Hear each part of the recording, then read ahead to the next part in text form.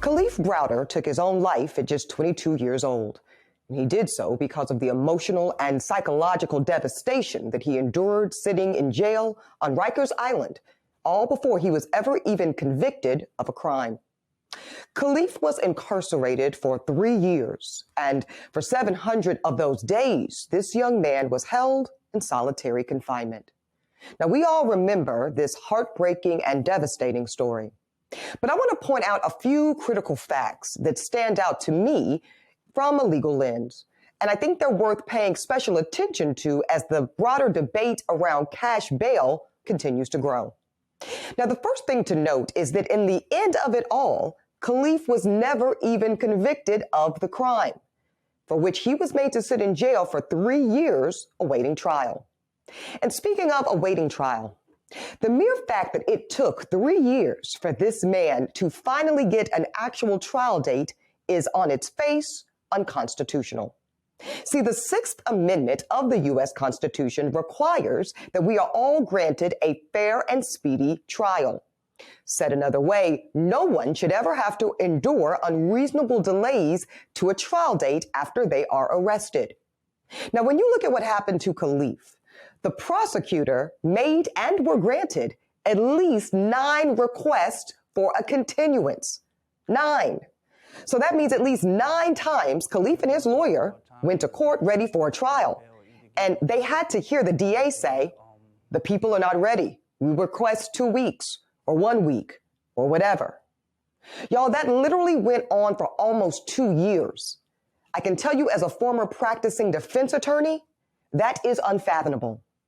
I can actually barely recall in the 15 plus years I've been licensed to practice law in this country, any judge in any courtroom ever granting either side, prosecution or defense, more than 2 continuances. What should have happened then and always is after 1 or 2 times of saying the state is not ready for trial, the judge will dismiss the charges based on the prosecutor's inability to prove their case.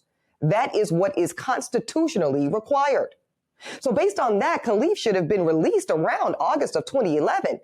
That's a full 1.5 years before he was eventually released for the exact aforementioned reason. The state was literally, y'all, never, ever ready for trial. They didn't have their witnesses together and they could not prove their case.